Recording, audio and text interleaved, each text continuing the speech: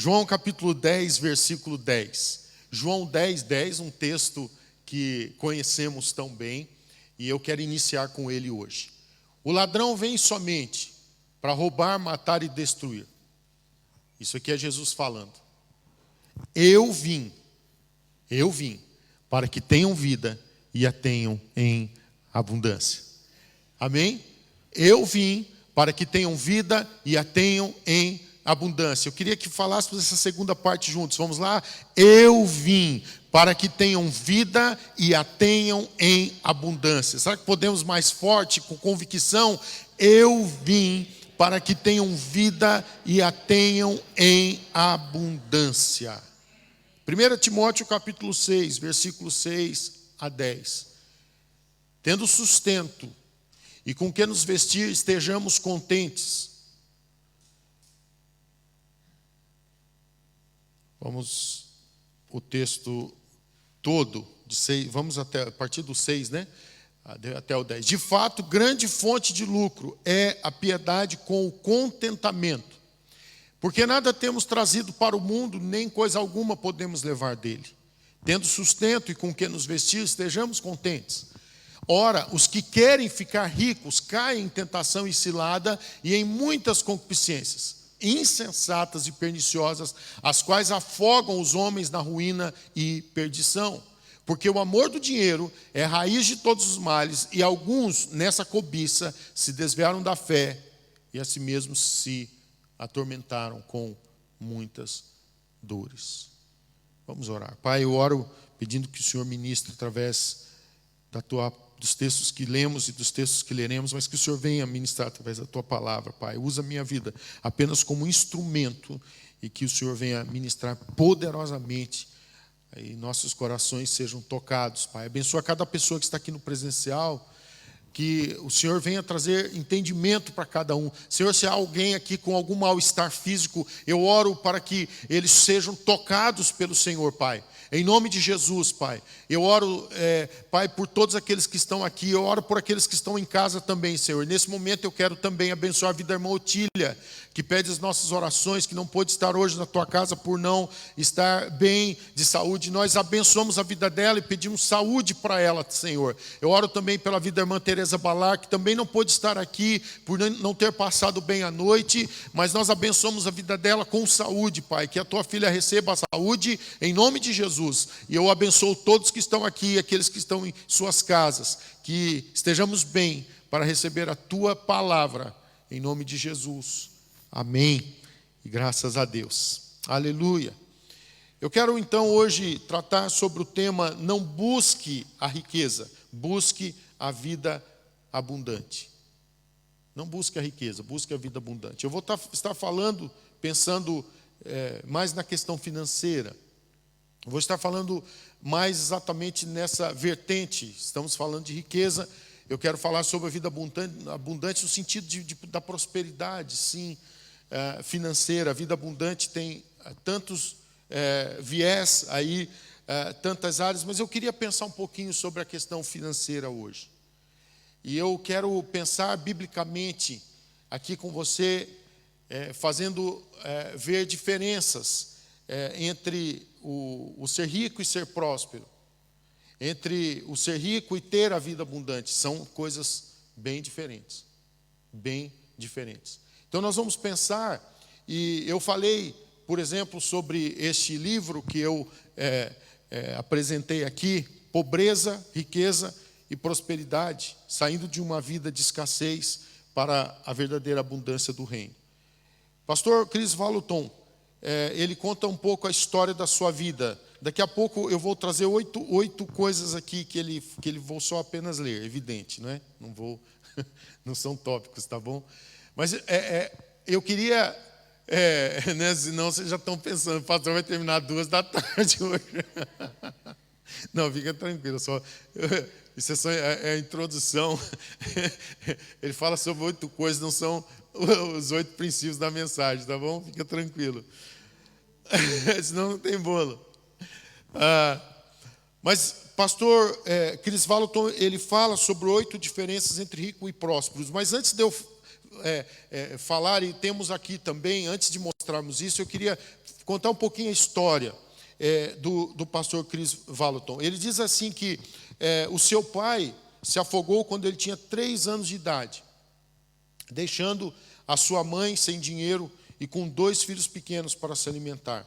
Era o final dos anos 50 e os programas de bem-estar social dos Estados Unidos eram desnudo.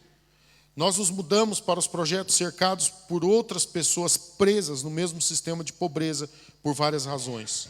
Logo soube que havia uma espécie de camaradagem entre as pessoas pobres, alimentadas por nossos inimigos comuns. Todos nós desprezamos pessoas ricas, protestamos contra as grandes empresas e culpamos o tio Sam por nossa condição privada, para citar apenas alguns. Éramos pessoas pequenas e impotentes, perdidos no mar da humanidade, remando muito, mas não chegando a lugar nenhum. Os ventos da diversidade financeira bateram contra nossos barcos, como se isso não fosse ruim o suficiente. Navios de cruzeiro ricos passaram por nós com pressa, deixando-nos lidar com seu rastro.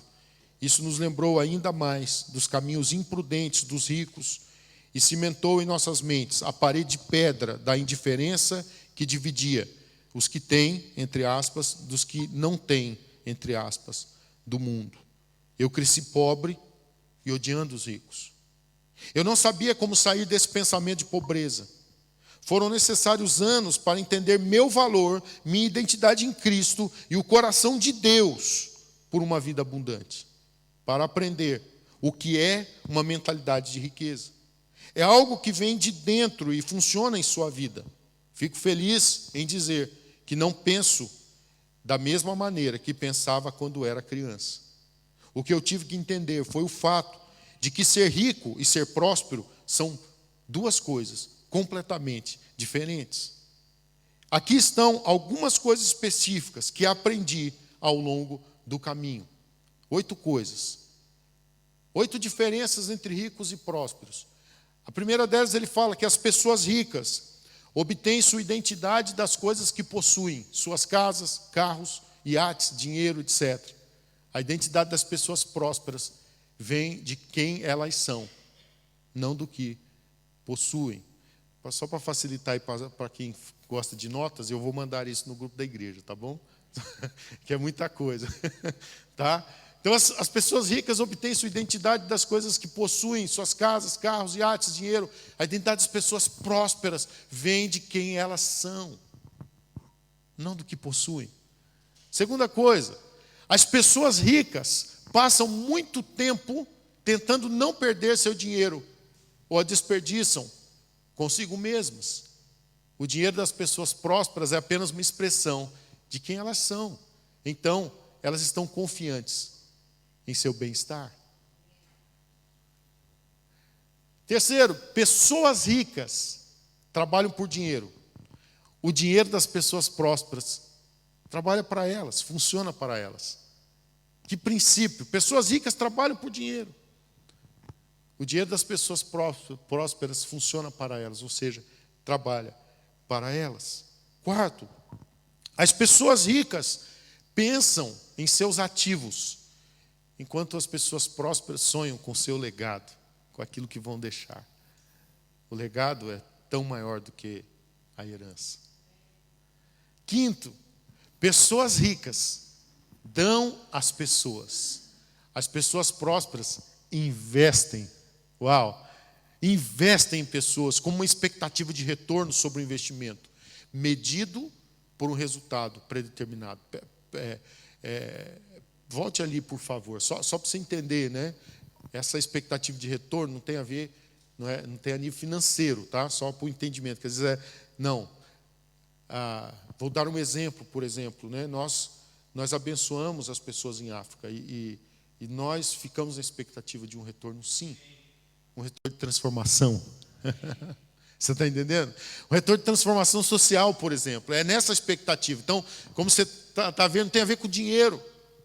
Então, as pessoas ricas dão às pessoas. As pessoas prósperas investem. É muito mais do que o dar. Elas investem em pessoas com uma expectativa de retorno sobre o investimento medido por um resultado predeterminado. Continua. Exemplos. Uma vida transformada um bairro transformado, um lucro comercial. Então, é isso. É um exemplo. É transformação. Uma vida transformada, um bairro transformado, um lucro comercial. 6. Os ricos acham que seu dinheiro os protege. Eles têm a sensação de estar acima da lei. E Salomão colocou assim em Provérbios 18:11, uma versão, uma versão ele diz assim: a riqueza de um homem rico é a sua cidade forte, e como um muro alto em sua própria imaginação. As pessoas prósperas são inerentemente humildes, porque são gratas, sabendo que a fonte de sua provisão é o Senhor. Uau, que fantástico isso! Volte, por favor, para a gente ler esse versículo. Volte mais um só para...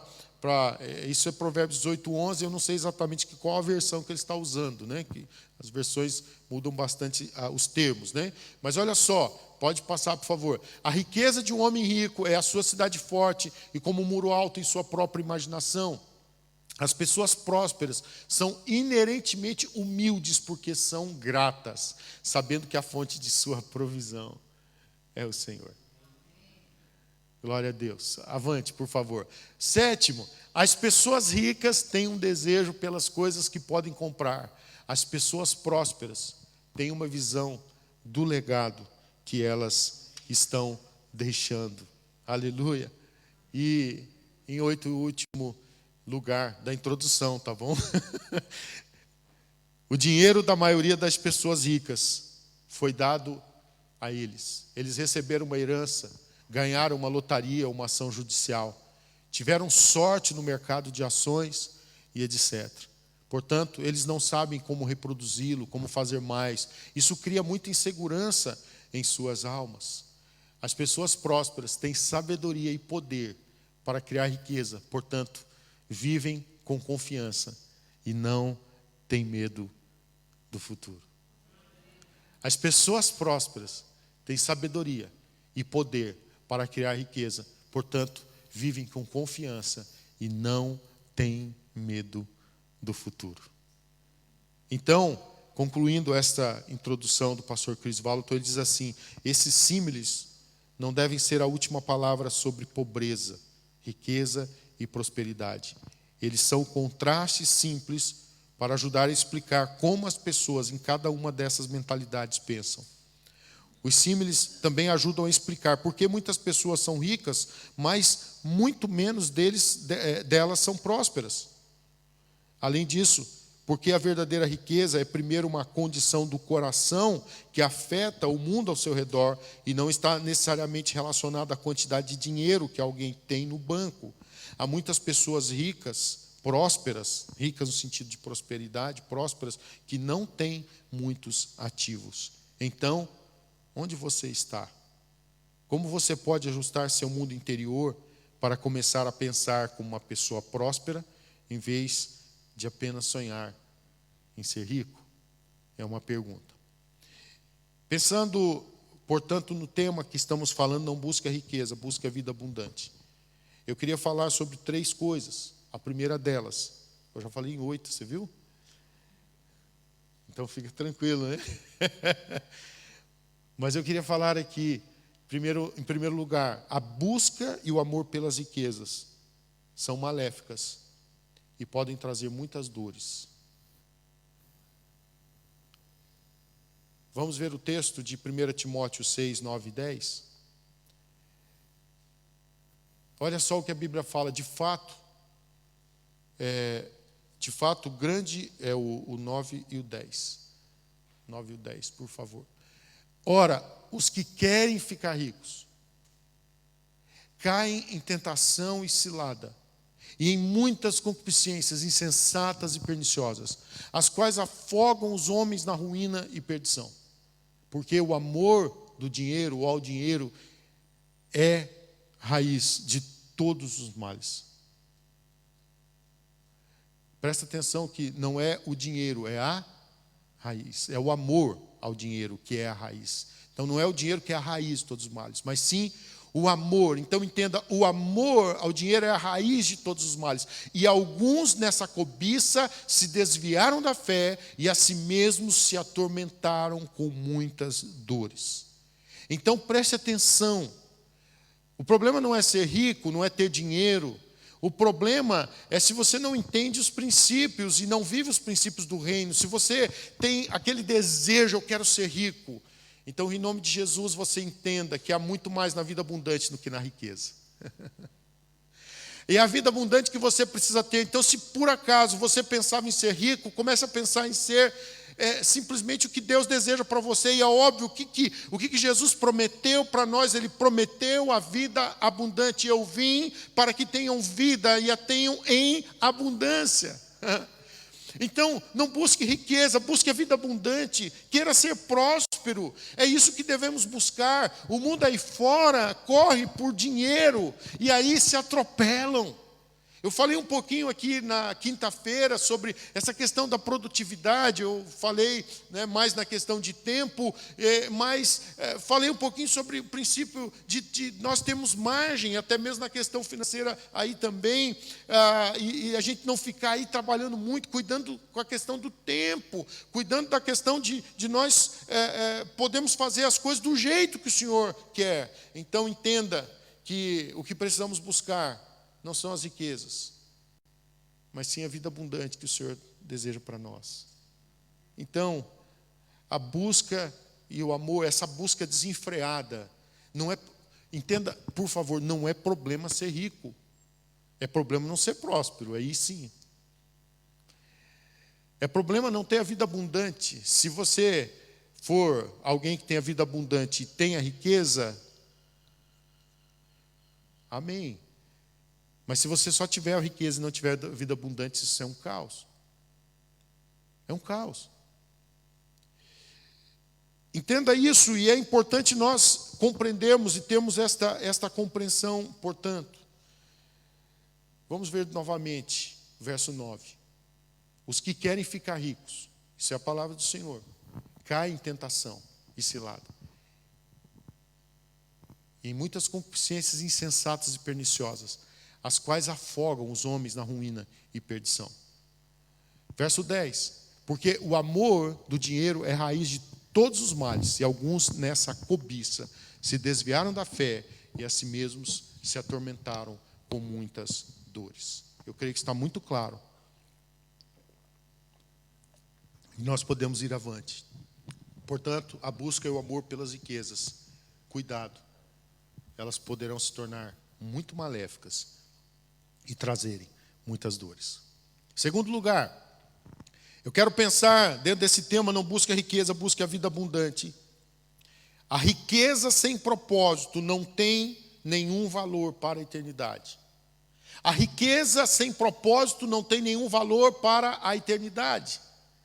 E aí, como diz C.S. Lewis, o que não tem valor eterno torna-se eternamente inútil. Então a gente precisa ter essa compreensão. E 1 Timóteo capítulo 6, versículo 7, a palavra do Senhor fala: porque nada temos trazido para o mundo, nem coisa alguma podemos levar dele. Então, óbvio que se eu for ter muitas posses, mas não ter propósito, é óbvio que não vai ter valor para a eternidade. Mas se eu tiver muito dinheiro, mas eu tiver propósito, eu investir isto, eu fazer com que, por exemplo, pessoas que estão fazendo a obra do Senhor sejam sustentadas, pessoas que estão precisando de avançar nos seus projetos missionários, elas avancem, as missões que têm projetos, elas possam ter recursos. Você está entendendo? Aí sim, a sua riqueza vai ter um propósito e vai ter um valor eterno. Aí sim. Do contrário, eu preciso entender que a riqueza sem propósito não tem valor para a eternidade. Aliás, hoje eu recebi e repassei, eu repasso o devocional para a igreja, devocional que é a palavra para hoje. Nós, infelizmente, não temos tido mais ele de papel, porque a palavra para hoje cessou a produção aqui, só tem lá no Brasil, e aí para nós fica inviável chegar até aqui o impresso, mas pelo menos eu tenho feito chegar aí na versão brasileira, né? Sempre, às vezes, vai ter uma palavra ou outra que vai fugir, é evidente, mas você já dá o desconto, você já sabe que vem do Brasil, e para ser fiel eu coloco exatamente o que eles colocam. Exatamente hoje, né? Olha o devocional, abençoados com um propósito. Então já está lá, eu já enviei hoje pela manhã, início, às 8 da manhã eu enviei. Então, se você não teve tempo ainda de ver, você vai poder ver abençoados com um propósito. Bem interessante, eu não vou ler aqui, você tem lá e vai acompanhar, tá bom? Para a gente seguir em frente. Mas é tão interessante, a gente precisa entender que Deus, Ele vai nos dar recursos, mas Ele vai nos dar para um propósito. Eu tenho falado, e eu creio nisso, é óbvio que você precisa ter uma visão de você viver bem, você usar o seu recurso, não de uma maneira de esbanjar, porque esbanjar é contrário aos princípios bíblicos. Mas entenda que você precisa viver bem. Se você tiver essas condições de ser folgado financeiramente, isso é bom. Mas não esbanje seu dinheiro, porque entenda que o Evangelho do Senhor, para nós, tem um entendimento claro que o Evangelho é o Evangelho da partilha. Eu sempre gosto de lembrar porque é importante isto, quando João está pregando às multidões que estão saindo para serem batizadas, João, ele fala sobre o batismo de arrependimento que não é simplesmente o batizar, o descer as águas, é preciso mostrar os frutos dignos de arrependimento. Porque se simplesmente descer as águas, mas não tiver os frutos que demonstrem que nós nos arrependemos, João vai chamar de raça de víboras quem faz tal coisa. Porque está querendo simplesmente fugir da ira vindoura, e isso não vai fazer diferença. E João então dá uma pequena lista de coisas, quando pergunta, então o que devemos fazer? E João dá uma pequena lista, e uma das coisas que João fala, ele diz assim, olha, quem tem alimento, reparta com quem não tem. Quem tem 2 túnicas, reparta com quem não tem. São princípios, por exemplo, de partilha. Ele fala sobre contentamento também, enfim, sobre justiça, mas é preciso entender a partilha. A partilha faz parte do reino. Por que nós nos movemos como igreja num sentido de querer estar fazendo ações, de abençoar pessoas que estão em necessidade? E olha, irmãos, eu entendo que a gente não pode ser egoísta. Talvez você fale, pastor, eu tenho necessidade. Mas será que a sua necessidade é igual dos nossos irmãos que a gente está plantando e abençoando eles, suprindo eles lá em África? Não é porque, às vezes, a nossa necessidade é porque a gente está vivendo no limite. Mas lá não é nem no limite. Lá é uma realidade de não ter o básico. Não é nem o limite, é de não ter. Então nós precisamos aprender a repartir. Deus nos deu mecanismos para poder com que a gente pegue 10 libras, e 10 libras faça a diferença lá em África.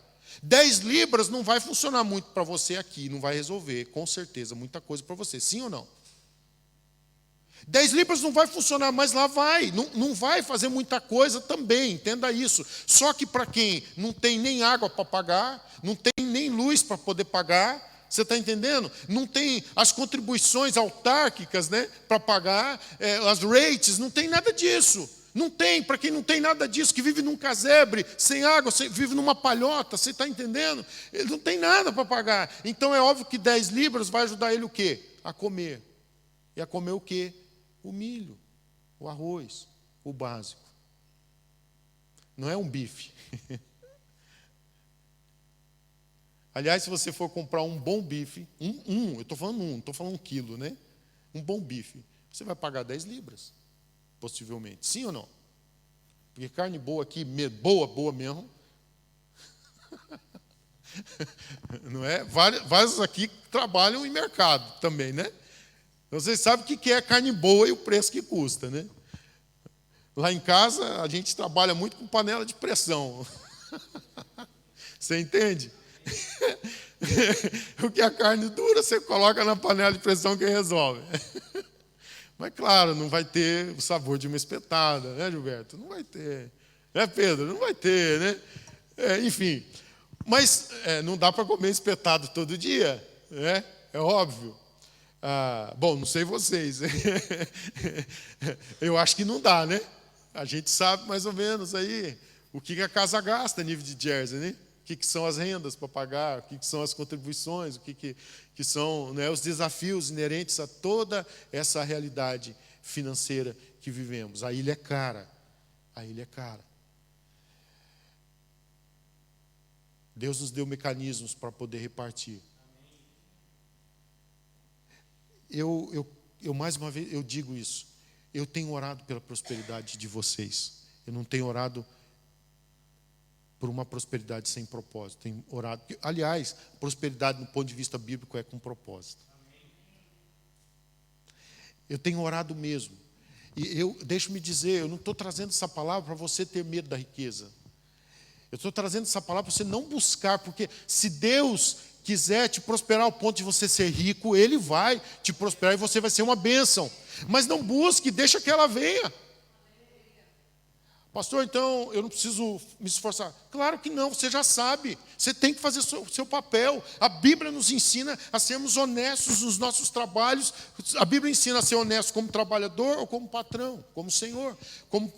A Bíblia nos ensina a sermos honestos e darmos o melhor de nós no que tivermos aí para fazer. A Bíblia nos ensina a ser cidadãos que tenham consciência de que o que fazem para glorificar a Deus acima de tudo. Então, se eu quero glorificar a Deus acima de tudo, eu vou me esforçar para ser um excelente naquilo que eu faço. Se eu vou limpar uma casa, eu vou querer deixar aquela casa bem limpa. Se eu vou fazer, seja lá o que for, construir uma casa, eu quero deixar ela perfeita. Se eu fazer, seja lá o que for, eu quero fazer bem, porque acima de tudo, entenda, eu estou glorificando a Deus com o meu trabalho. Então eu deixo este princípio: a riqueza sem propósito não tem nenhum valor para a eternidade. Provérbios 23, versículo 4 e versículo 5, diz assim: não te fatigues para seres rico. Não fica aí nessa não te fadigue no sentido de você chegar à exaustão, da fadiga mesmo. Então, não chegue a um extremo de você ficar com fadiga. Não apliques nisso a tua inteligência. Por favor, entenda isso. Porventura, fitarás os olhos naquilo que não é nada? Pois certamente a riqueza fará para si asas, como a águia que voa pelos céus. Provérbios, vamos ver novamente versículo 4. Não te fatigues para seres rico, não apliques nisso a tua inteligência. Porventura fitarás os olhos naquilo que não é nada. Aqui está então Provérbios, o sábio Salomão falando para nós aqui que não é nada, a riqueza não é nada, e ele sabia o que era riqueza. Pois certamente a riqueza fará para si asas, como a águia que voa pelos céus. Então entenda, a riqueza sem propósito não tem nenhum valor para a eternidade. E eu quero ir para o terceiro e último princípio. A vida abundante é uma vida de piedade e de contentamento. Amém? A vida abundante é uma vida de piedade e contentamento, ou seja, a vida abundante me remete a ter uma vida com Deus, na minha caminhada com Deus, na minha devoção com Deus. A vida abundante me faz estar com Deus, andar com Deus. A riqueza, às vezes, me afasta de Deus. Está vendo a diferença? E é interessante que não simplesmente ela me faz andar em devoção, como também me faz andar com contentamento. Olha o texto de 1 Timóteo 6, versículos de 6 a 8. A palavra do Senhor traz para nós, de fato, grande fonte de lucro é a piedade com o contentamento. Porque nada temos trazido para o mundo, nem coisa alguma podemos levar dele. Tendo sustento e com que nos vestir, estejamos contentes. Amém? Tendo sustento e com que nos vestir, estejamos contentes. Então, veja isso, a vida abundante talvez, vai fazer com que você não tenha dinheiro a ponto de ser rico, mas com certeza o dinheiro que você tiver vai te fazer próspero. Você será próspero com aquilo que você tem. Por quê? Porque você vai ter contentamento. Isso é prosperidade. Isso é prosperidade, é ter contentamento com aquilo que tem. Certo? Meu carro, ele é do ano de 2008. É óbvio que se eu pudesse ter um 2022, eu teria. Mas eu não busco isso. E eu estou muito contente com o meu 2008. Muito. Para mim é o melhor carro que tem, porque é o que eu tenho. E por acaso é um bom carro mesmo. Aliás, eu comprei, porque o outro nosso avariou, e eu levei na Renault. Era um Renault que eu já levava sempre para a garagem desde o início, então eles tinham histórico e tal. Aí levei e eles falaram, eles ligaram, olha, não vai valer a pena consertar o seu carro, porque o valor do conserto vai ficar mais caro do que o carro. Também já eram de 2006, né? E aí eles falaram assim, olha, a gente tem um de 2008 que vai ficar menos da metade do preço do conserto que ficaria seu carro. Aí eu falei, eles falaram, é um carro familiar. Então eles próprios propuseram, não tinha nem sido colocado à venda o carro ainda, estava sendo preparado. E eu fui lá, vi o carro, falei, uau, e comprei um excelente carro, que tem servido perfeitamente. E eu estou muito feliz com o meu carro. É óbvio que o dia que Deus me der o melhor, eu vou ficar muito feliz também. Você está entendendo? Mas para mim, nesse momento, o melhor carro do mundo. O melhor. Porque é o que eu tenho. Mas você pode ter certeza que se eu andasse num Ferrari, eu não estaria contente. Eu posso dizer com todas as letras. Sabe por quê? Porque eu sei que pessoas em necessidade, eu poderia partilhar algo. Eu não estou falando isso para você dizer assim, pastor, eu não posso ter um carro do ano. Não, eu na realidade, eu espero que muitos de vocês tenham um carro do ano. Entende? Porque vocês não estão retendo. Eu espero que vocês tenham, até porque se você tiver um carro do ano, você não vai ficar tendo dor de cabeça aí com as avarias, tantas avarias. Pode ter também, né? Mas pode não ter tantas, né? Nada é perfeito, aliás, né? Não é ser o novo que faz ser perfeito, né? Mas o que eu quero dizer para você é contentamento. A vida abundante faz viver contente. Se você tem um carro novo, ou se você tem um carro velho, você está andando a pé. Porque a alegria está em você viver a vida que o Senhor tem para você. Não tem a ver, então, com o ter. Tem a ver com o ser. Tem a ver com o entendimento quem eu sou em Cristo.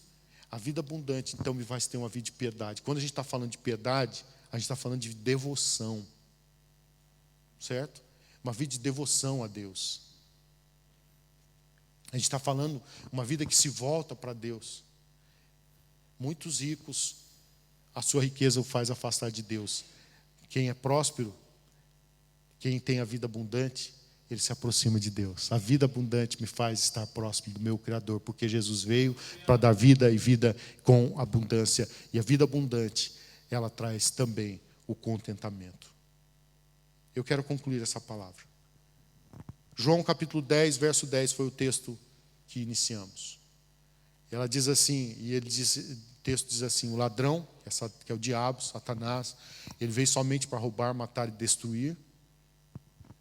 Aí Jesus fala para nós assim, eu vim para que vocês,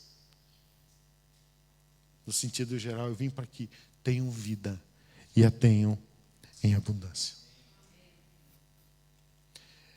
3 João fala assim para nós, verso 1 e 2.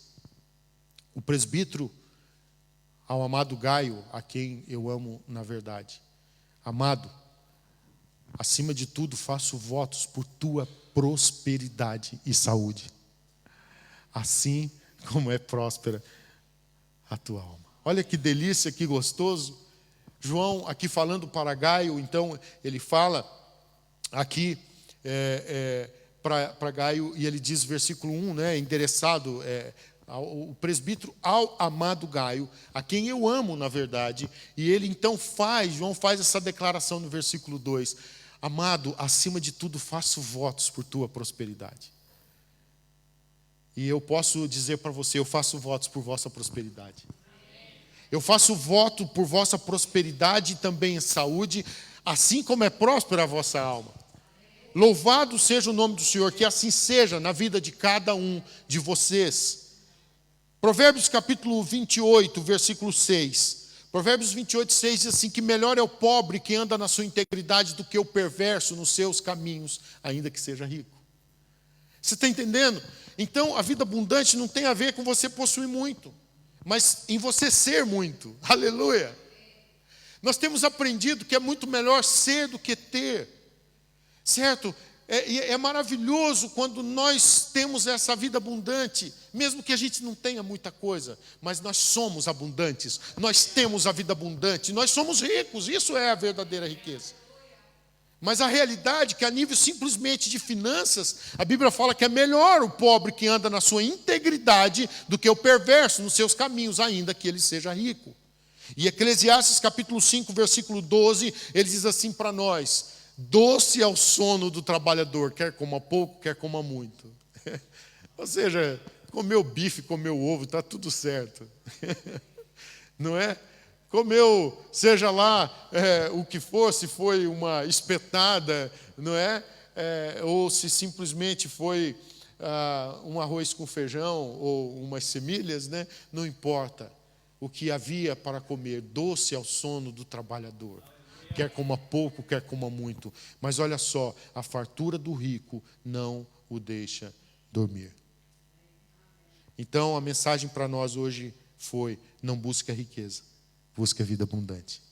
Se Deus te der riqueza, amém. Mas aí se prepare, porque você vai ter que dormir menos, viu? Escolha aí. Isso é bíblico. Ok? Doce é o sono do trabalhador. Quer coma pouco, quer coma muito. Mas a fartura do rico não deixa dormir. Eu acho que eu prefiro dormir. Eu quero ter a vida abundante. Enfim, né? Brincadeira. Mas o que queremos é a vida do Senhor. 1 Timóteo capítulo 6, versículo 6 a 10, novamente para a gente ler. E eu queria pedir aqui ao Ministério de Louvor para estar aqui, Joshua, e nós vamos finalizar. De fato, grande fonte de lucro é a piedade com contentamento. Isso é lucro, fonte de lucro. Amém, irmãos? Estamos claros? Ficou claro para você a palavra? O que você quer buscar? A riqueza ou a vida abundante? Verso 7. Porque nada temos trazido para o mundo, entenda isso. E nem coisa alguma podemos levar dele. Tendo sustento e com que nos vestir, estejamos contentes. Ora, os que querem ficar ricos caem em tentação e cilada, e em muitas concupiscências insensatas e perniciosas, as quais afogam os homens na ruína e perdição. Porque o amor do dinheiro é raiz de todos os males, e alguns nessa cobiça se desviaram da fé, e a si mesmos se atormentaram com muitas dores. Você pode ficar em pé nesta hora? Grande? Você vai cantar? Vem cá. Grande é o Senhor. Nós vamos cantar essa canção. Eu queria que você adorasse aquele que é grande, aquele que é digno.